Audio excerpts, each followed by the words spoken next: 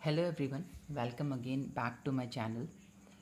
तो आज हम पढ़ेंगे sustainable development and environmental issues in India.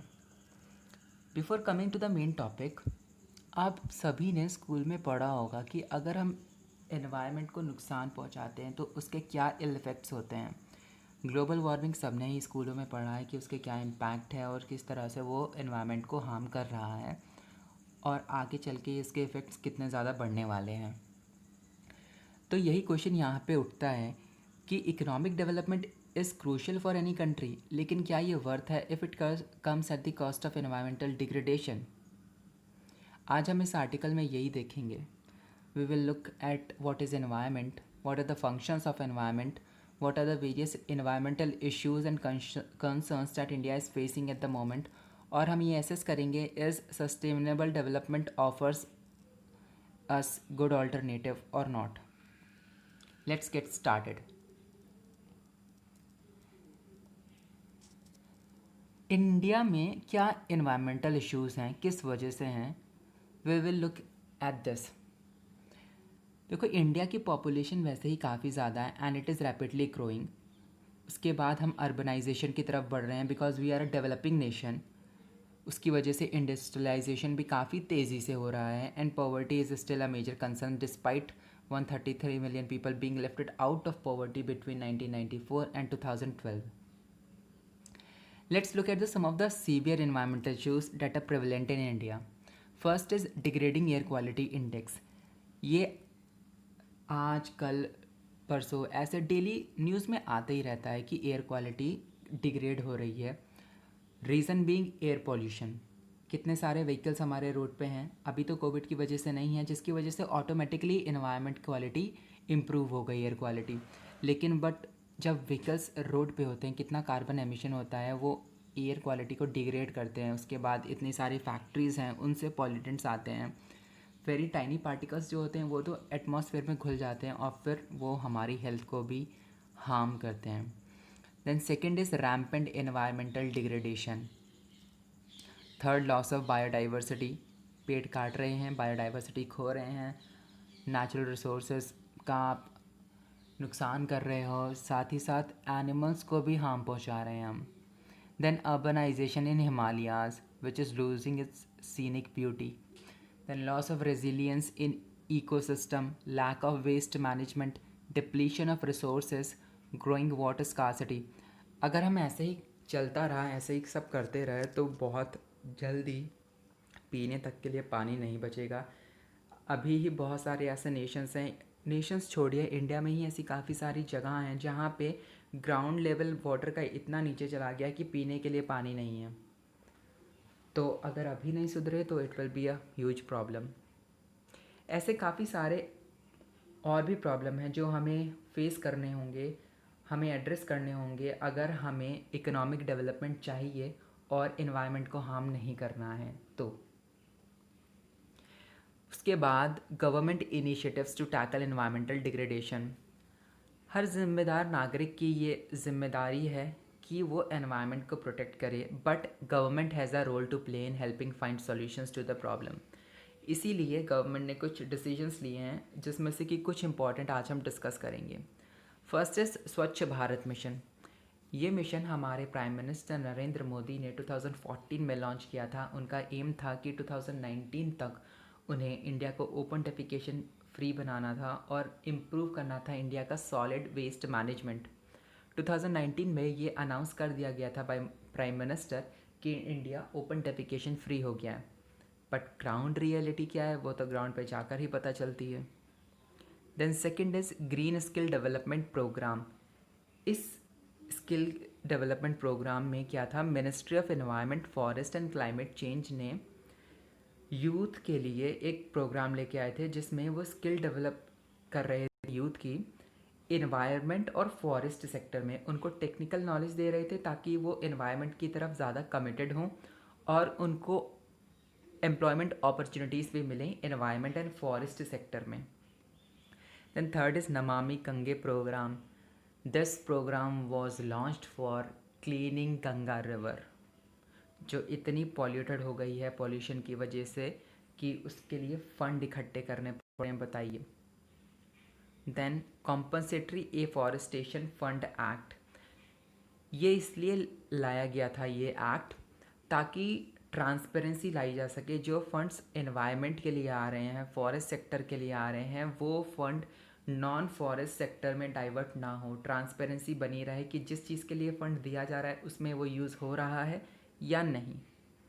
Then national mission for green India, ये जो मिशन है national mission for green India, ये वन ऑफ द 8 मिशंस है under national action plan on climate change. इसका जो मेन एम है वो है इंडिया की डिमिनिशिंग फॉरेस्ट कवर को प्रोटेक्ट करना और रिस्टोर करना प्लस इन्हेंस करना, which is very important for healthy life. The national river conservation programme, it is understandable ये रिवर कंजर्वेशन के लिए प्रोग्राम लाया गया था। Then conservation of natural resources in ecosystem, without resources ecosystem में balance नहीं रहेगा और इकोसिस्टम डिस्टर्ब होगा तो साथ में हमारा लाइफस्टाइल भी डिस्टर्ब होगा और हमारी हेल्थ भी डिस्टर्ब होगी। Then coming to sustainable development meaning and features, देखिए सस्टेनेबल डेवलपमेंट की डेफिनेशन क्या है। Sustainable development is the development that meets the needs of the present generation without compromising with the needs of future generation. ये definition 1987 में ब्रटलैंड commission ने दी थी अपनी report are common future में। ये कहते थे कि हमें कलेक्टिव एफर्ट करना पड़ेगा ताकि हम बिल्ड कर सकें एक इंक्लूसिव, सस्टेनेबल और रेजिलिएंट इकोसिस्टम, ना सिर्फ अपने लिए बल्कि इस प्लैनेट के लिए भी। जो मेन फीचर्स हैं सस्टेनेबल डेवलपमेंट के वो 3 हैं। पहला है increase in per capita income, अगर हर इंसान की इनकम इंक्रीज होगी तो उसका नेचुरल लाइफस्टाइल भी अच्छा होगा, जाहिर सी बात है। Then second is judicious use of natural resources, इसका मतलब है हम सिर्फ उतने ही रिसोर्स यूज़ करें जितना हमें ज़रूरत है, हम वेस्ट ना करें नेचुरल रिसोर्सेज को। Then third is preserving the resources for future generations, अपने फ्यूचर जनरेशंस के लिए भी हमें रिसोर्स प्रिजर्व करना है, सिर्फ खुद से ही सारे रिसोर्सेज खर्च नहीं करने हैं, we have to think about future generations also. फिर as an affirmative action sustainable development goals के लिए यूनाइटेड नेशन ने टैकल करना था, तो उन्होंने 17 गोल्स बनाए और 169 टारगेट बनाए as part of the United Nations 2030 agenda. ये 17 सस्टेनेबल डेवलपमेंट गोल्स क्या हैं, let us just read them one by one. End poverty in all its forms everywhere, इसका मतलब है कि हमें पॉवर्टी ख़त्म करना है, चाहे वो किसी भी फॉर्म में हो, कहीं भी हो।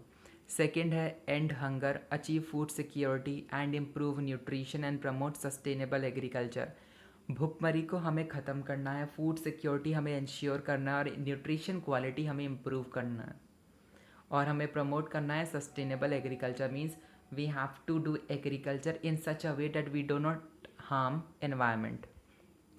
थर्ड है यहाँ पे ensure healthy lifes and promote well being for all at all ages, हमें इंश्योर करना है हेल्दी लाइफ और प्रमोट करना है वेलबींग सारे लोगों के लिए, सारे एजेस के। फिर फोर्थ है ensure inclusive and equitable quality education and promote life long learning opportunities for all, quality education सबको प्रोवाइड करना है और लाइफ लॉन्ग देना है सबको, कोई भेदभाव नहीं करना है in providing the quality education. Then come achieve gender equality and empower all women and girls, this means कि आपको मेन और वुमेन को सिमिलर देखना है, बिल्कुल भी इसमें बायसनेस नहीं रखना है, तभी हम जेंडर इक्वालिटी फुलफ़िल कर पाएंगे और एम्पावर कर पाएंगे अपनी लड़कियों को और वुमेंस को। Then ensure availability and sustainable management of water and sanitation for all, ensure access to affordable, reliable, sustainable and modern energy for all, affordable रहे मॉडर्न एनर्जी, रिलायबल होना चाहिए, ये नहीं कि आज लाए कल ख़राब हो गया, नहीं। And it should sustain, that should continue for long period without harming environment. Solar energy इसका एग्जाम्पल है। Then promote sustained, inclusive and sustainable economic growth, full and productive employment and decent work for all. build a resilient infrastructure, promote inclusive and sustainable industrialization, and foster innovation, reduce inequality within and among other countries. अपनी नहीं, अपने साथ वाली countries के साथ भी आपको reduce करना है inequality. Then make cities and human settlements inclusive, safe, resilient, and sustainable. Ensure sustainable consumption and production patterns. Take urgent actions to combat climate change and its impacts. Conserve and sustainably use the oceans, seas, and marine resources for sustainable development. Protect, restore, and promote sustainable use of terrestrial ecosystem. Sustainably manage forest, combat desertification, halt and reserve land degradation, and halt biodiversity loss. Promote peaceful and inclusive societies for sustainable development, provide access to justice for all, and build effective, accountable, and inclusive institutions at all levels. Strengthen the means of implementation and revitalize the global partnership for sustainable development. These were the 17 goals of the United Nations. Where what are the measures taken by the India? We will discuss here. Niti Aayog, which was formed after replacing 65-year-old Planning Commission, it is entrusted with the task of coordinating sustainable development goals in India. साथ ही states are also advised to undertake similar mapping, including visioning, planning, budgeting, developing implementation and monitoring system for state-sponsored schemes that are being implemented to fulfill the sustainable development goals. मतलब कि nation तो कर ही रहा है, government अपने level पे कर रही है, सेंट्रल लेवल पे, लेकिन स्टेट को भी वही काम स्टेट लेवल पे करना है.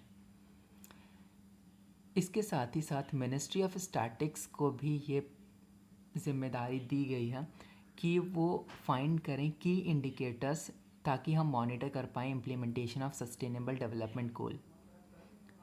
फिर सिंस 2015 जब United nation along with other countries adopted SDG, Indian government has launched several flagship programs like Swachh Bharat Mission, Skill India, Make in India, Digital India, etc.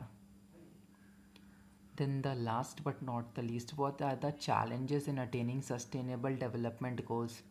The four major challenges for attaining sustainable development goals are we going to discuss? Yes, we are going to discuss. First is defining the key indicators. What are the key indicators first?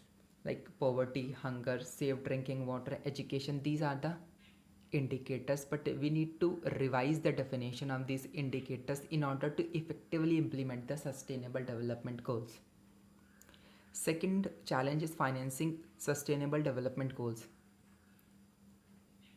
Being a developing nation, it is a challenge for us to provide sufficient funds in order to achieve sustainable development goals. Monitoring and ownership of implementation process. Although Niti Aayog has been entrusted with the task of monitoring and ownership of implementing process, but Niti Aayog has time and again complained about this, that they does not have manpower to handle such a Herculean task. This is another challenge. Fourth and last challenge is measuring the progress. Government has admitted non-availability of data being a hindrance, especially from the suburban national areas. Not only subnational areas, but incomplete coverage of administrative data is also another factor which has hampered the measurement of progress. For even the MDG, that is Millennial Development Goals, that was the precursor to Sustainable Development Goals. So these were the challenges that India has facing in attaining Sustainable Development Goals. So this was all that was in Sustainable Development Goal. If you like this session, do like the video, share with your friends, subscribe the channel, and if you do not like the video, do post your feedback in comment section. Thank you for watching.